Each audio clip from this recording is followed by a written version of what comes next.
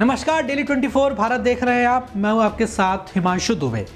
दिल्ली विधानसभा चुनाव को लेकर दिल्ली के पूर्व मुख्यमंत्री और आम आदमी पार्टी के संयोजक अरविंद केजरीवाल ने आज राष्ट्रीय राजधानी में 2025 के विधानसभा चुनावों के लिए कांग्रेस के साथ किसी भी गठबंधन से साफ तौर पर इनकार कर दिया है।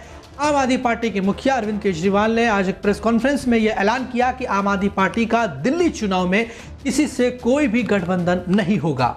यह कदम विपक्षी दल इंडिया के लिए एक बड़े झटके के तौर पर देखा जा रहा है, जिसका गठन केंद्र की सत्ता से बीजेपी को बेदखल करने के उद्देश्य से किया गया था।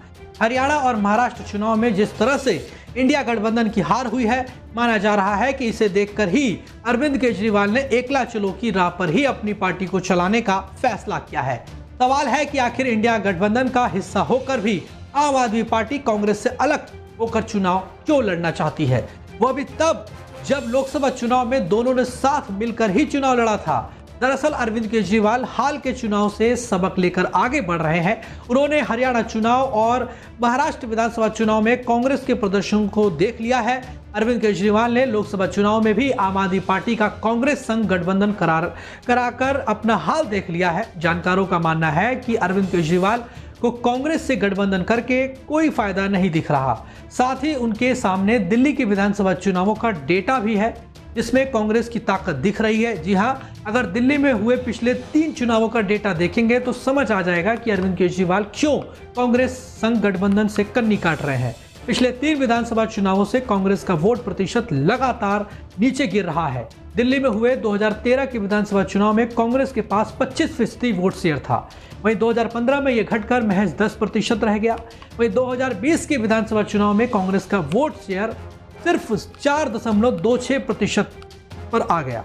इस तरह से यह देखा जाए तो दिल्ली के भीतर कांग्रेस लगातार कमजोर होती हुई साफ तौर पर नजर आ रही है। हाथ की ताकत घटती ही जा रही है। वहीं आम आदमी पार्टी और बीजेपी की बात करें तो वोट शेयर के डेटा से लगता है कि मुकाबला इन्हीं दोनों में है। आम आदमी पार्टी का वोट शेयर 2015 और 2020 के चुनावों में कमोबेश सेम ही है। आम आदमी का जो अगर डेटा शेयर की बात करें तो 2013 में 29% था, तो वहीं 2015 में 54% और 2020 में 53% रहा। वहीं बीजेपी की बात करें तो 2013 में 34%, 2015 में 32% और 2020 में 38.51% वोट शेयर रहा है। दिल्ली में अगले साल के शुरुआत में ही विधानसभा चुनाव है। अरविंद केजरीवाल की पार्टी ने कई सीटों पर अपने उम्मीदवारों के नामों का भी ऐलान कर दिया है। हालांकि अभी तक चुनाव आयोग ने चुनावी शंखनाद नहीं किया। इससे पहले अक्टूबर में हरियाणा विधानसभा चुनाव में आम आदमी पार्टी ने इंडिया गठबंधन से अलग होकर चुनाव लड़ा था। आप और कांग्रेस ने हरियाणा में गठबंधन की कोशिश की थी, लेकिन सीट बंटवारे की बातचीत का कोई नतीजा नहीं निकला।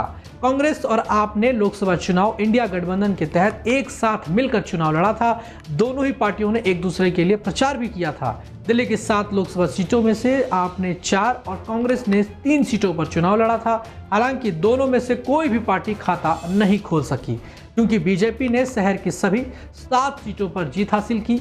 इस महीने महाराष्ट्र में महाविकास अघाड़ी की हार के बाद अरविंद केजरीवाल का यह फैसला आया है। बहरहाल अब देखना होगा कि ये गठबंधन न करना कितना फायदा आम आदमी पार्टी को पहुंचाता है।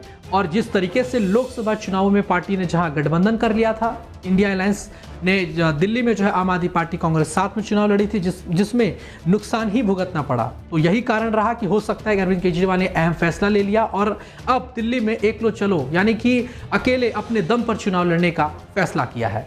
फिलहाल आप भी इस पूरी खबर को लेकर क्या सोचते हैं, कमेंट बॉक्स में जरूर बताइए। इस रिपोर्ट में भी के लिए बस इतना ही। बाकी देश और दुनिया की तमाम बड़ी खबरों को देखने के लिए आप देखते रहिए डेली 24 भारत। नमस्कार।